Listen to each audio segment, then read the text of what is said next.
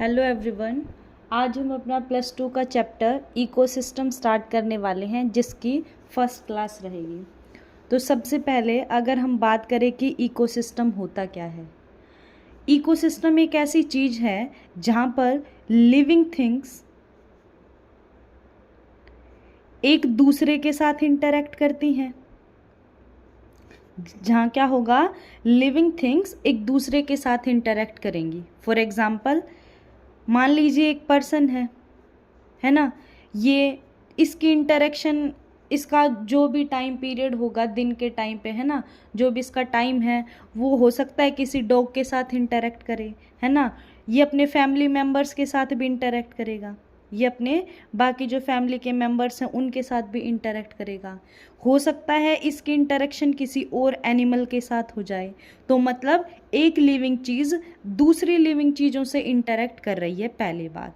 साथ में ये जो ऑर्गेनिज्म है, ये जो बंदा है, ये जो इंसान है, ये नॉन लिविंग थिंग्स के साथ भी इंटरेक्ट कर रहा होगा, ये नॉन लिविंग थिंग्स के बीच में भी इंटरेक्ट कर रहा होगा।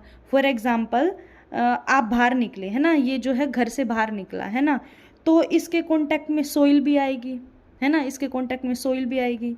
ये पानी भी पीता होगा तो पानी से भी इंटरेक्ट कर रहा है, कांटेक्ट में आ रहा है पानी के, है ना।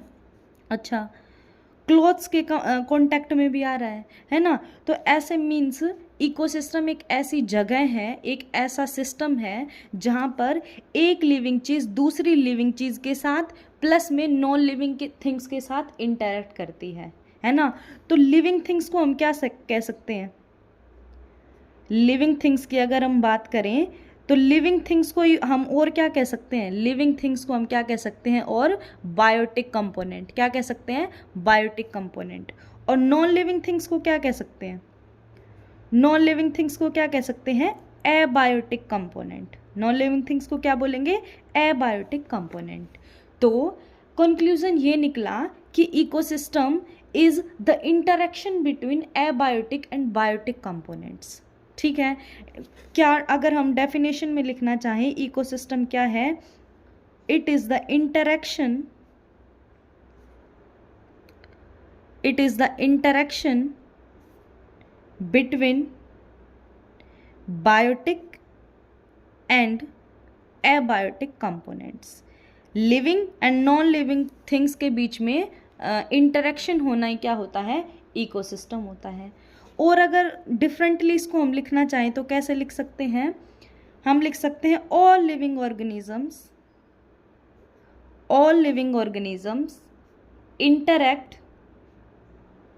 interact among themselves, all living organisms interact among themselves and with their physical environment कि जो लिविंग ऑर्गेनिज्म है वो एक दूसरे के साथ भी इंटरेक्ट करते हैं, साथ में वो अपने फिजिकल एनवायरनमेंट के साथ भी इंटरेक्ट करते हैं। तो यही होता है क्या, इकोसिस्टम। इकोसिस्टम एक ऐसी चीज़ होती है जिसमें एक लिविंग चीज़ दूसरी लिविंग चीज़ के साथ प्लस में कुछ नॉन लिविंग थिंग्स के साथ इंटरेक्ट करेगी, यही क्या है, इकोसिस्टम है। अब अगर हम बात करें टाइप्स ऑफ इकोसिस्टम की, अगर हम बात करें अब टाइप्स ऑफ इकोसिस्टम की, अगर हम इकोसिस्टम के टाइप्स की बात करें तो इकोसिस्टम को ब्रॉडली जो है दो पार्ट्स में बांट सकते हैं हम, है ना। ब्रॉडली इकोसिस्टम को कितने पार्ट्स में बांट सकते हैं, दो पार्ट्स में बांट सकते हैं। एक होता है टेरेस्ट्रियल इकोसिस्टम और एक होता है एक्वेटिक इकोसिस्टम। एक होता है टेरेस्ट्रियल और एक क्या होता है, एक होता है एक्वेटिक इकोसिस्टम। हम देखते हैं क्या होता है। अगर हम बात करते हैं टेरेस्ट्रियल इकोसिस्टम की,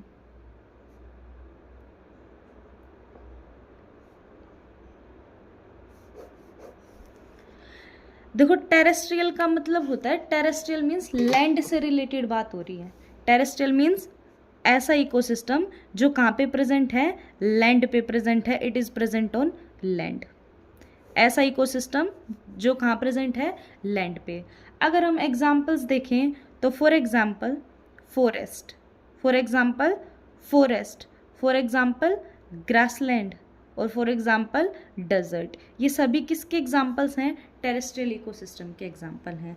अगर मैं एक को एक्सप्लेन करना चाहूँ तो देखो, फॉरेस्ट में क्या होते हैं? फॉरेस्ट में होते हैं ट्रीज। फॉरेस्ट में क्या होते हैं? ट्रीज, डिफरेंट डिफरेंट वेराइटी के, है ना। ऐसे डिफरेंट डिफरेंट टाइप के आपको क्या मिलेंगे? ट्रीज मिलेंगे, पहली बात तो फॉरेस्ट में। अच्छा, इन ट्रीज के ऊपर कुछ बर्ड्स भी आके बैठते होंगे, है ना। कुछ बीटल्स वगैरह, इंसेक्ट वगैरह भी आते होंगे इन ट्रीज के ऊपर। तो ट्रीज क्या है? लिविंग।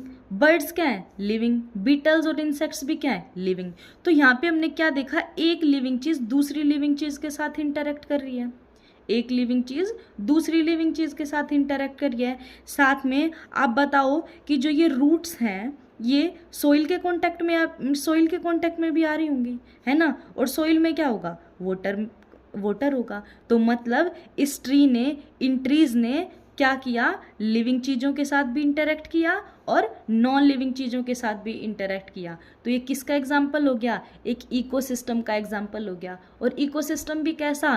टेरेस्ट्रियल, क्योंकि ये जो इंटरेक्शन का प्रोसेस है ये लैंड के ऊपर चल रहा है। ठीक है, तो ये होता है टेरेस्ट्रियल इकोसिस्टम।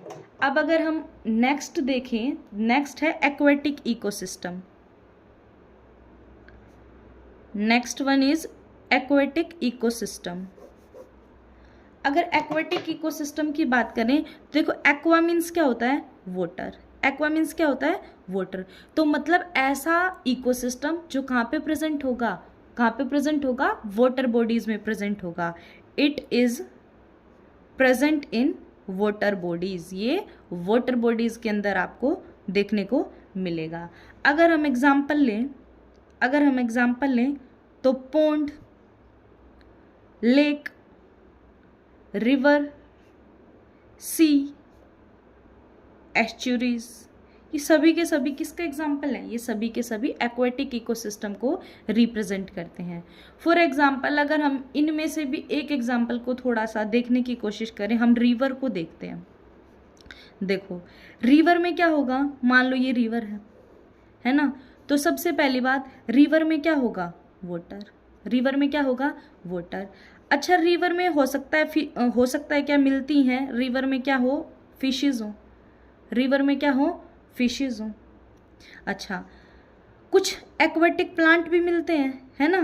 कुछ छोटे छोटे एक्वेटिक प्लांट भी मिल जाएंगे यहाँ पे। एक्वेटिक प्लांट भी मिल जाएंगे यहाँ पे, है ना। कुछ छोटे छोटे माइक्रो ऑर्गेनिज्म भी मिलेंगे पानी में, है ना। बैक्टीरिया वगैरह ये सब भी मिलेंगे पानी में।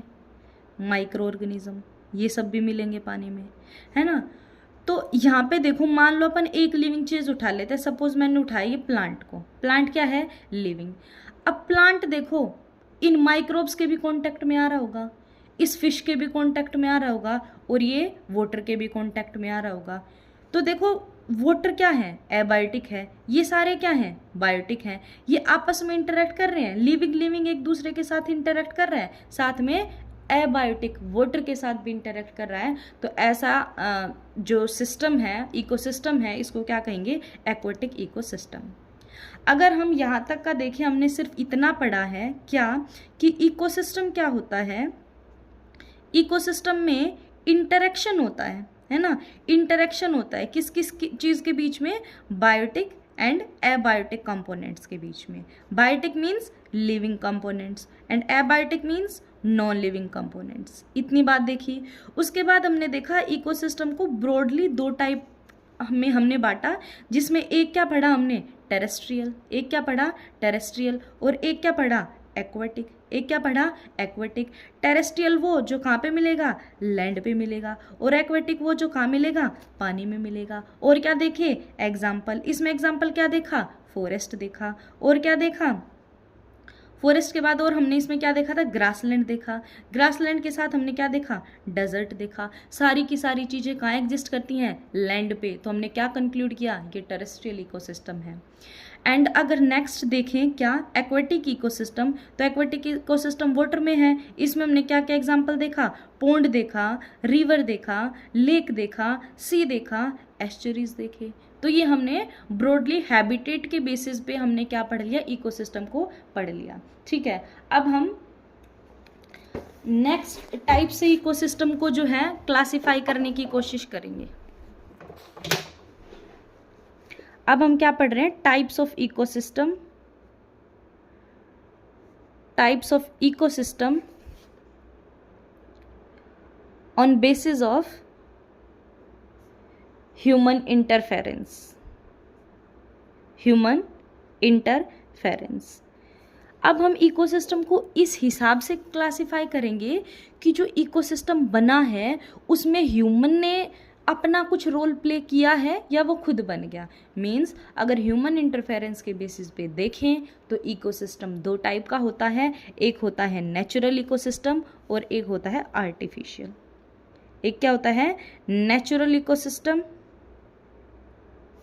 और एक होता है आर्टिफिशियल इकोसिस्टम। जो नेचुरल इकोसिस्टम होता है, इसे बनाने में, इसे डेवलप करने में, इसको क्रिएट करने में ह्यूमन का कोई भी रोल नहीं होता। क्या बात है कि नेचुरल इकोसिस्टम में जो ह्यूमन है, जो मैन है, इसका कोई भी रोल नहीं होता, नो रोल। ठीक है, ह्यूमन का कोई भी रोल इसमें नहीं है। मीन्स ऐसा इकोसिस्टम जो नेचर ने खुद बनाया है। ठीक है, तो हम क्या कह सकते हैं, it develops in nature, it develops in nature without human interference, it develops in nature without human interference। बिना ह्यूमन के रोल के ये इकोसिस्टम नेचर ने खुद डेवलप किया है। फॉर एग्जाम्पल, अगर इसका एग्जाम्पल हम देखने लगे तो एग्जाम्पल क्या हो जाएगा, फॉरेस्ट। अब कोई इंसान तो फॉरेस्ट उगाने गया नहीं था, है ना। ऐसा थोड़ी है कि हम सब गए, है ना, एक जगह पे और कहा कि चलो या आज यहाँ पे ना फॉरेस्ट बनाते हैं। फॉरेस्ट क्या है, नेचर से, नेचर में खुद ब खुद क्रिएट हो जाते हैं, ह्यूमन फॉरेस्ट नहीं क्रिएट करता, है ना। तो नेचुरल इकोसिस्टम का एग्जाम्पल क्या हो जाएगा अपना, फॉरेस्ट हो जाएगा, और ये ecosystem without human interference develop होता है। अगर सेकंड वाले पे चलें, आर्टिफिशियल, नाम से पता चल रहा है आर्टिफिशियली कोई चीज़ बनाई गई है। अच्छा, आर्टिफिशियल इकोसिस्टम का एक नाम और होता है मैन मेड इकोसिस्टम। ऐसा इकोसिस्टम जिसे मैन ने बनाया है, जिसे ह्यूमन ने क्रिएट किया है। और आर्टिफिशियल इकोसिस्टम को ही एंथ्रोपोजेनिक इकोसिस्टम के नाम से भी जानते हैं। और किस नाम से जानते हैं, एंथ्रोपोजेनिक इकोसिस्टम के नाम से भी जानते हैं। अच्छा, नाम से पता चल रहा है इस इकोसिस्टम को बनाने में मैन का फुल रोल रहा होगा। इसमें क्या है, मैन ने क्रिएट किया है, इसे मैन ने बनाया है। एग्जाम्पल देखना चाहें अगर हम, एग्जाम्पल हो जाएगा इसका क्रॉप फील्ड्स। एग्जाम्पल क्या हो जाएगा, क्रॉप फील्ड्स। अच्छा, और एग्जाम्पल देखें, एक्वेरियम, एक्वेरियम, और अगर एग्जाम्पल देखें तो गार्डन। अब इसमें से हम कोई भी उठा लें, ये कोई भी चीज़ खुद से नहीं बनी है, हर एक को, हर एक इकोसिस्टम को इनमें किसने बनाया है, मैन ने। फॉर एग्जाम्पल क्रॉप फील्ड्स, जो फसल उगाते हैं वो ऐसे थोड़ी है कि भाई अपने आप से गेहूँ उग जाएंगे, है ना, और हम जाके फिर जब वो राइपन अप हो जाएंगे हम उन्हें काट कर यूज़ करने लगेंगे। ऐसा नहीं होता, है ना। मैन क्या करता है, पहले मिट्टी की अच्छे से प्लॉइंग करता है ना, मिट्टी तैयार करता है खेत में, है ना। उसके बाद बीज उगाता है, फिर क्या करेगा, फिर उसमें पानी डालेगा, है ना। जो भी रिक्वायरमेंट है मैन करेगा, तभी तो क्रॉप की जो फील्ड्स हैं वो तैयार होंगी, फसलें तैयार होंगी, है ना। तो ये इकोसिस्टम किसने बनाया, मैन ने बनाया। अगला एक्वेरियम। एक्वेरियम में क्या है, एक्वेरियम भी खुद नहीं बनता। एक इंसान को अच्छा लगता होगा कि उसके घर में क्या हो, अलग अलग तरीके की ऐसे वो मछलियाँ रखे, है ना, फिशेस पाले ऐसे, है ना। तो उसने अपनी मर्जी से बनाया होगा इसे भी। अच्छा, गार्डन, ऐसा भी नहीं होगा कि मतलब भाई आपका घर है, आपने सोचा और या ना भी सोचा और आपके घर के बाहर खुद से गार्डन तैयार हो गया। नहीं, आप गार्डन खुद तैयार करेंगे, है ना। आपको जो भी पौधे पसंद है वो उस गार्डन में लगाएंगे। मीन्स तीनों ही चीज़ों में आपका रोल है। अगर आपने फसल नहीं उगाई तो वो नहीं उगेगी, एक्वेरियम घर में नहीं बनाया तो वो नहीं ही बनेगा खुद से। एंड गार्डन की बात करें तो गार्डन भी खुद से नहीं बनता, वरना जो भी ऐसे जगह हैं खाली जगह होती है, वहाँ गार्डन ही गार्डन दिखे हमें, है ना, गंदी ना दिखे वो जगह। तो मीन्स ऐसा करके तीनों एग्जाम्पल्स इसे किसके हैं, आर्टिफिशियल इकोसिस्टम के ये एग्जाम्पल हो गए। अच्छा, अब हम नेक्स्ट चीज़ क्या देख रहे हैं। अच्छा, एक चीज़ और, अगर हम बात करें कि लार्जेस्ट सबसे बड़ा मैन मेड इकोसिस्टम क्या है, तो वो है एग्रीकल्चर। एग्रीकल्चर क्या है, लार्जेस्ट मैन मेड इकोसिस्टम है। एग्रीकल्चर, या ऐसे कह लो agro ecosystem, agro ecosystem is the largest ecosystem, या यूं कह लो man made ecosystem.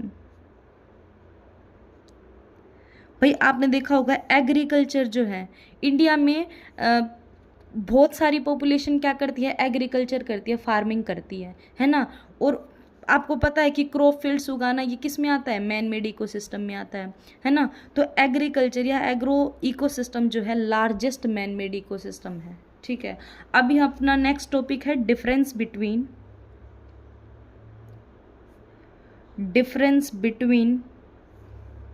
Natural and man made ecosystem. Difference between natural and man made ecosystem, ये वाली चीज अब अपन को नेक्स्ट देखनी है। देखो, अगर नेचुरल की बात करें तो ये खुद बना है, पहली बात क्रिएटेड बाय नेचर, नेचर ने इसे खुद क्रिएट किया है। ठीक है, अच्छा इसमें देखें तो इसे किसने क्रिएट किया है, क्रिएटेड बाय मैन, इसे मैन ने क्रिएट किया है।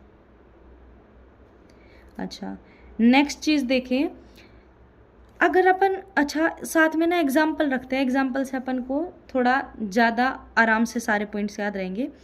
नेचुरल का एग्जाम्पल हमने जैसे क्या लिया था, फॉरेस्ट, क्या लिया था, फॉरेस्ट। अच्छा, और इस साइड ले लेते हैं क्रॉप फील्ड्स।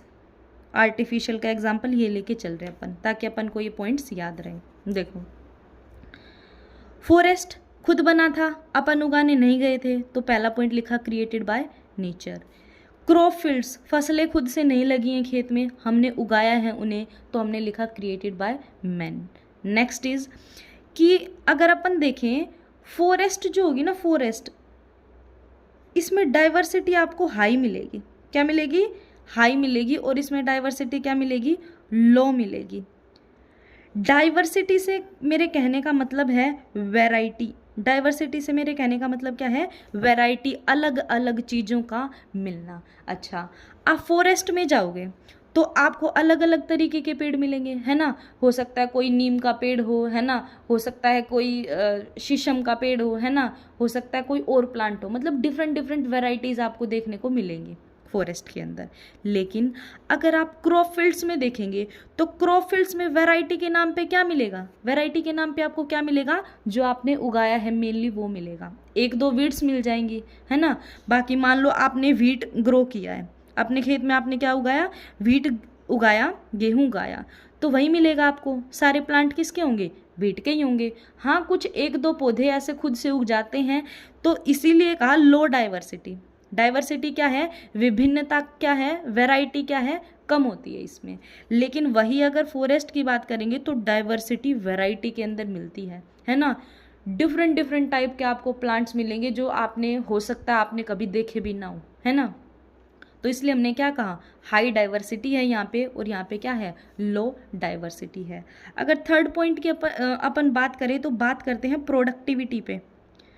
थर्ड पॉइंट क्या है, प्रोडक्टिविटी। इसकी जो प्रोडक्टिविटी होगी वो लो होगी, और इस वाले में जो प्रोडक्टिविटी होगी वो क्या होगी, हाई होगी।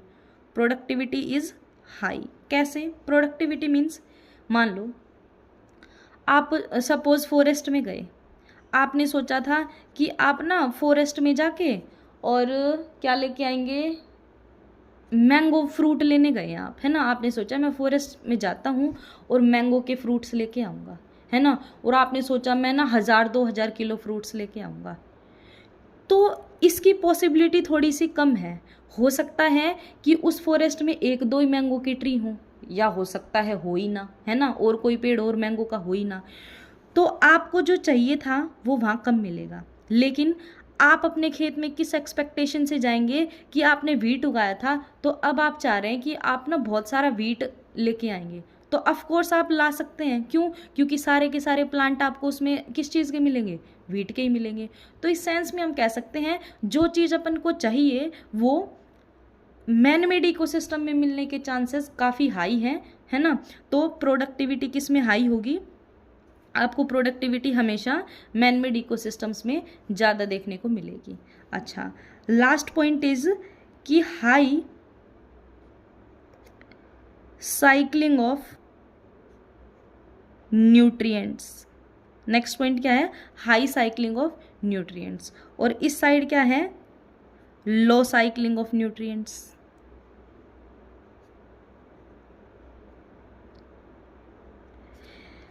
यहाँ पे न्यूट्रिएंट्स की साइक्लिंग क्या देखने को मिलती है? ज़्यादा, और यहाँ पे कम। अगर अब हम देखें ये न्यूट्रिएंट की साइक्लिंग होती क्या है?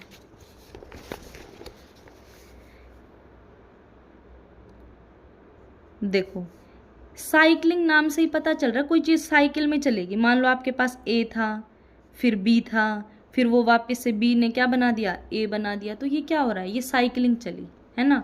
जैसे फॉर एग्जाम्पल ये प्लांट, मान लो ये फॉरेस्ट में एक प्लांट लगा हुआ है, ठीक है, कि फॉरेस्ट में क्या है? प्लांट लगा हुआ है। टाइम के साथ इस लीफ का टाइम खत्म हुआ और लीफ क्या कर गया? प्लांट से नीचे गिर गया, गिर गया। अब देखो लीफ में क्या क्या है? मेनली अगर अपन देखें तो लीफ में अलग अलग तरीके क्या मिलेंगे? न्यूट्रिएंट्स मिलेंगे। फॉर एग्जाम्पल लीफ में नाइट्रोजन भी मिलेगी, है ना, लीफ में कार्बन भी मिलेगी, लीफ में हाइड्रोजन भी मिलेगी, ये सारी चीज़ें लीफ में मिलेंगी, ठीक है। तो जैसे ये लीफ टूट के नीचे गिरा, जैसे ही लीफ टूट के नीचे गिरा, लीफ के ऊपर किसने अटैक कर दिया? माइक्रो ऑर्गेनिजम्स ने अटैक कर दिया, लीफ को खाना शुरू कर दिया। या यूं कह दो माइक्रो ऑर्गेनिजम्स ने क्या किया? लीफ को डिकम्पोज कर दिया, टुकड़ों में तोड़ दिया। जैसे ये लीफ डिकम्पोज हुआ, ऐसे टुकड़ों में टूटा, ये सोइल में वापस से मिल गया। ये सोइल में क्या हो गया? वापस से मिल गया।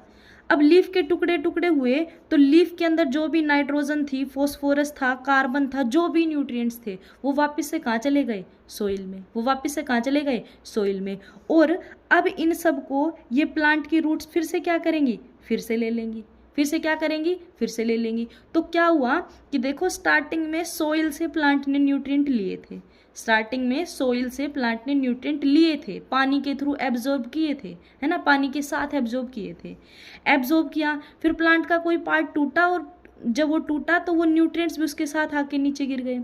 माइक्रोब्स ने डिकम्पोज कर दिया, डिकम्पोज कर दिया तो वापस से न्यूट्रिएंट कहाँ गए? सोइल में। प्लांट इन्हें फिर लेगा, फिर ये प्रोसेस चलता रहेगा। मीन्स ये ऐसे एक साइकिल चलने लग रही है ना। ऐसे प्लांट ले रहा है, फिर सोइल में आ रहा है, फिर से प्लांट ले रहा है, फिर से सोइल में आ रहा है। तो ये जो चीज़ें होती है ना, cycling of nutrients, cycling of nutrients, ये साइक्लिंग ऑफ न्यूट्रिएंट्स जो है नेचुरल इकोसिस्टम के अंदर ज़्यादा होती है in comparison to artificial ecosystem. अब अपने टाइप्स ऑफ इकोसिस्टम का टॉपिक कंप्लीट हो गया। अब अपन देखेंगे components of ecosystem. Next topic क्या है अपना? Components of ecosystem.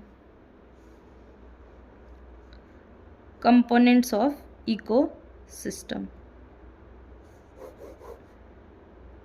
Components of ecosystem. देखो इकोसिस्टम के कंपोनेंट्स की बात करें तो इकोसिस्टम के दो कंपोनेंट होते हैं। एक होता है बायोटिक कंपोनेंट और एक होता है एबायोटिक कंपोनेंट। एक बायोटिक कंपोनेंट और एक एबायोटिक कंपोनेंट। अगर हम बायोटिक कंपोनेंट की बात करें तो एक बेसिक सी बात अब हमें पता चल चुकी है कि बायोटिक कंपोनेंट्स का मतलब क्या होता है? Living component. बायोटिक का मतलब क्या होता है? Living component. और एबायोटिक का मतलब क्या होता है? Non living component. एबायोटिक का मतलब होता है नॉन लिविंग कंपोनेंट, ठीक है। अच्छा, सबसे पहले अपन एबायोटिक कंपोनेंट्स देखते हैं इस क्लास में, फिर नेक्स्ट में बायोटिक देखेंगे। तो हम स्टार्ट करते हैं एबायोटिक कंपोनेंट्स के साथ।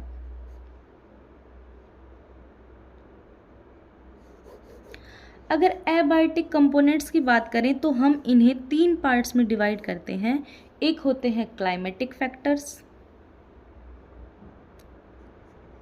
एबायोटिक कंपोनेंट्स को 3 पार्ट्स में बांटते हैं। एक होता है क्लाइमेटिक फैक्टर्स, एक होता है एडाफिक फैक्टर्स और एक होता है टोपोग्राफिक फैक्टर्स। एक होता है टोपोग्राफिक फैक्टर्स। हम क्या पढ़ रहे हैं, इकोसिस्टम के कंपोनेंट्स पढ़ रहे हैं, जो कि 2 हैं मेनली, एक बायोटिक और एक एबायोटिक। बायोटिक में एक लिविंग, बायोटिक को मीन्स लिविंग बोलते हैं और एबायोटिक को नॉन लिविंग बोलते हैं। एबायोटिक कंपोनेंट मेनली 3 पार्ट्स में क्लासिफाई किया है, एक क्लाइमेटिक फैक्टर, एक एडाफिक फैक्टर और एक है टोपोग्राफिक फैक्टर। सबसे पहले देखते हैं क्लाइमेटिक फैक्टर को। जो क्लाइमेटिक फैक्टर्स हैं इसमें क्या क्या आएगा, इसमें आएगा टेम्परेचर, क्या क्या आएगा, टेम्परेचर, और क्या आएगा, ह्यूमिडिटी, और क्या आएगा, रेनफॉल, और क्या आएगा, लाइट, और क्या आएगा, एयर। ठीक है, ये सारे क्या हैं, क्लाइमेटिक फैक्टर्स हैं। ठीक है, टेम्परेचर कितना है, ह्यूमिडिटी क्या होती है, ह्यूमिडिटी का मतलब है कि एनवायरनमेंट में, हवा में मॉइस्चर कितना है, नमी कितनी है, ये चीज़ होती है ह्यूमिडिटी।